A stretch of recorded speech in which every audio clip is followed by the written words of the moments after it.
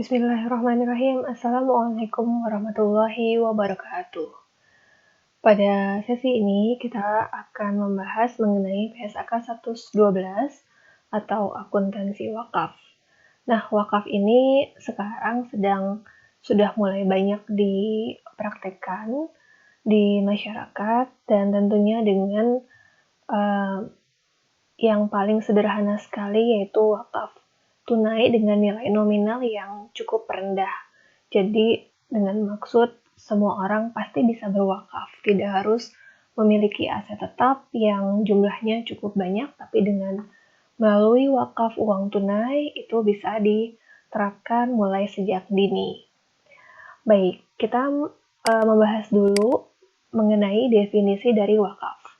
Wakaf merupakan perbuatan hukum wakif untuk memisahkan dan atau menyerahkan sebagian harta benda miliknya untuk dimanfaatkan selamanya atau untuk jangka waktu tertentu sesuai dengan kepentingannya guna keperluan ibadah dan atau kesejahteraan umum menurut syariah.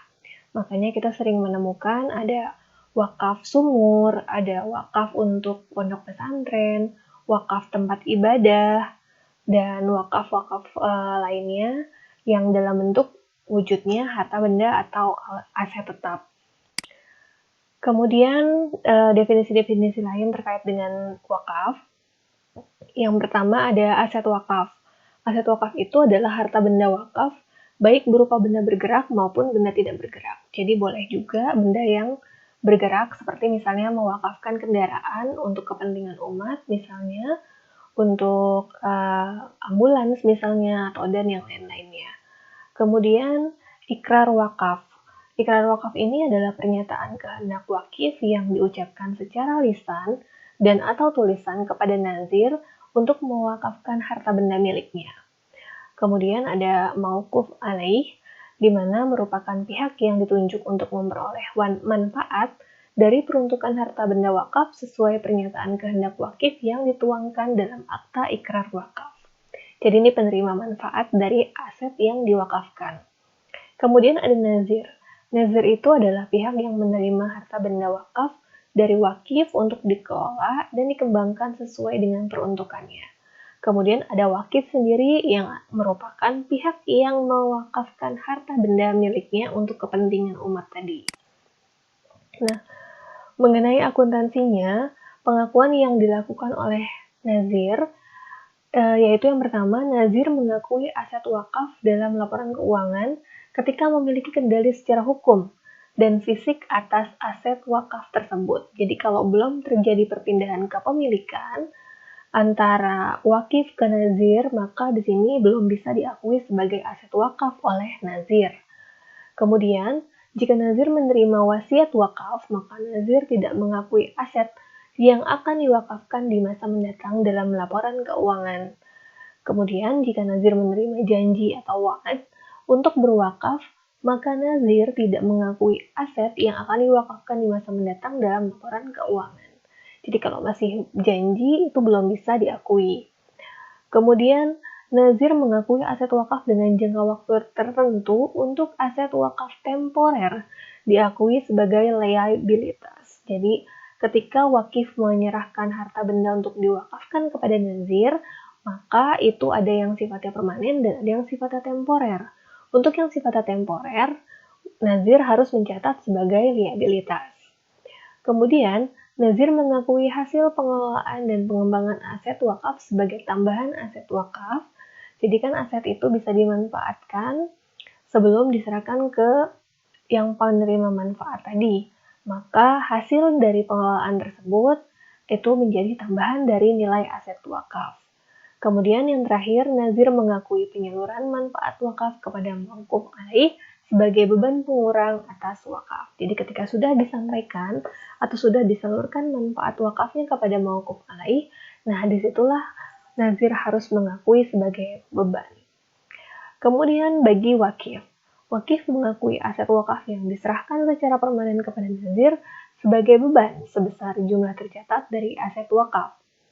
Kemudian, jika bentuknya adalah aset yang sifatnya temporer, maka aset itu diakui sebagai aset yang dibatasi penggunaannya. Jadi di sini ada terjadi perbedaan ya. Kalau dia permanen maka menjadi beban, tapi kalau temporer itu masih dicatat sebagai aset yang dibatasi penggunaannya atau restricted asset. Kemudian, wakif tidak menghentikan pengakuan atas penyerahan aset wakaf temporer berupa kas disebabkan nazir berkewajiban untuk mengembalikan aset tersebut kepada wakif setelah selesainya jangka waktu wakaf. Jadi kalau sudah selesai untuk aset wakaf temporer itu dikembalikan lagi kepada wakifnya. Kemudian pengukuran. Pada saat pengukuran awal, aset wakaf diukur sebagai berikut. Kalau untuk yang berupa uang, maka diukur sebesar nilai nominal. Sementara kalau wakaf yang non-cash atau non-tunai, yang bentuknya selain uang, maka diukur dengan nilai wajarnya. Sementara itu, aset wakaf berupa logam mulia, selanjutnya diukur pada nilai wajar, dan perubahannya diakui sebagai dampak pengukuran ulang aset wakaf. Jadi mengikuti PSAK seperti PSAK aset tetap ya. Jadi kalau ada perubahan maka diakui juga sebagai dampak dari pengukuran ulang atau revaluasi aset. Ilustrasi untuk transaksi aset wakaf permanen. Sebagai contoh, misalnya seorang wakif mewakafkan uangnya sejumlah 1 juta rupiah selama 1 tahun ke entitas wakaf. Ini maaf kalau untuk yang permanen tidak ada jangka waktu ya. Kita ambil contoh aja, ini anggapnya 1 juta itu secara permanen ya, tidak untuk 1 tahun. Kemudian bagi nazir, ini mencatat sebagai kas dan penerimaan wakaf tunai. Kemudian bagi wakif itu diakui sebagai beban. Sementara kalau aset wakaf non tunai, contohnya di sini misalnya harga perolehannya 200 juta, ingin mewakafkan kendaraan, kemudian akumulasi penyusunan 20 juta, nilai wajar pada saat transaksi sebesar 175 juta. Maka bagi nazir mencatatnya sebesar nilai wajar, yaitu aset wakaf non tunai di posisi debit dan di posisi kreditnya adalah penerimaan wakaf non tunai sebesar 175 juta rupiah. Sementara bagi wakif ini mencatat sebagai kendaraan tentunya berkurang sebesar harga perolehan, kemudian akumulasi penyusutannya di posisi debit sebesar 20 juta, kemudian ada beban wakaf itu yang dicatat sebesar nilai wajar yaitu 175 juta, kemudian selisihnya dianggap sebagai keuntungan. Kemudian kalau wakaf temporer, nah ini baru yang menggunakan periode. Jadi contohnya misalnya hanya 1 tahun, maka nazir mencatatnya sebagai liabilitas, yaitu kas di debit dan liabilitas di posisi kredit. Sementara bagi wakif mencatatnya sebagai aset yang dibatasi penggunaannya dan di posisi kreditnya adalah kas. Kemudian jika terjadi imbalan hasil dari dana tersebut selama 1 tahun sebesar Rp100.000, maka nazir mencatatnya sebagai kas di debit dan penghasilan wakaf temporer di posisi kredit sebesar 100.000 ya, 100.000 rupiah atau 0,1 juta rupiah. Kemudian karena ini temporer, maka ketika 1 tahun terselesai itu dikembalikan aset wakafnya. Ketika dikembalikan maka liabilitasnya di posisi debit dan cash di posisi kredit. Sedangkan untuk wakif juga sama, tinggal menghapus dari jurnal yang sebelumnya dicatat, yaitu kas di posisi debit dan aset yang dibatasi di posisi kredit. Untuk penyajian, bagi nazir menyajikan aset wakaf temporer itu di posisi liabilitas. Kenapa? Karena nazir memiliki kewajiban untuk mengembalikan aset wakaf kepada wakif pada saat jangka waktu wakaf sudah berakhir, sebagaimana dituangkan di dalam ikrar wakafnya. Jadi kalau misalnya sudah selesai itu dikembalikan, maka dicatat sebagai liabilitas. Terakhir mengenai pengungkapan. Pengungkapan apa saja yang dilakukan oleh nazir? Yang pertama adalah tentunya kebijakan akuntansi.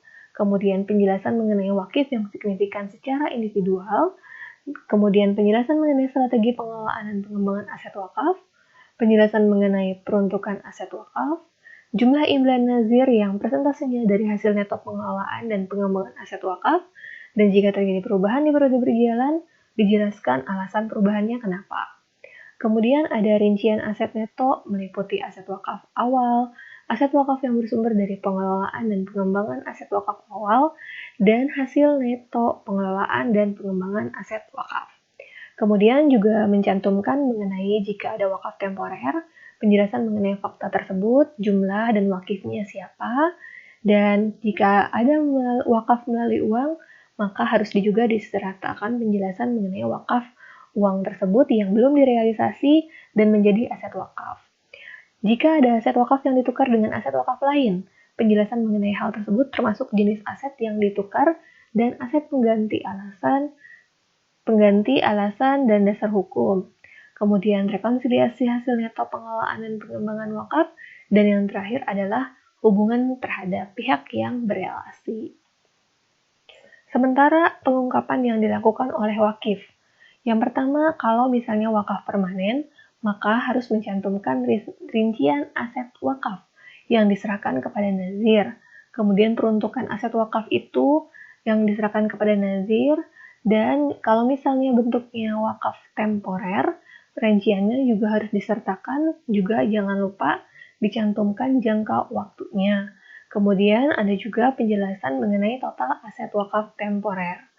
Dan yang ketiga adalah mengenai hubungan pihak-pihak yang berelasi antar wakif, nazir, dan atau penerima manfaat wakaf jika ada, yang meliputi sifat hubungannya seperti apa, jumlah dan jenis aset wakaf temporer, serta persentase penyaluran manfaat wakaf dari total penyaluran manfaat wakaf selama periode berjalan. Nah, demikian mengenai PSAK 112 mengenai akuntansi wakaf. Semoga bermanfaat dan berkah ilmunya. Semangat selalu, salam sehat. Wassalamualaikum warahmatullahi wabarakatuh.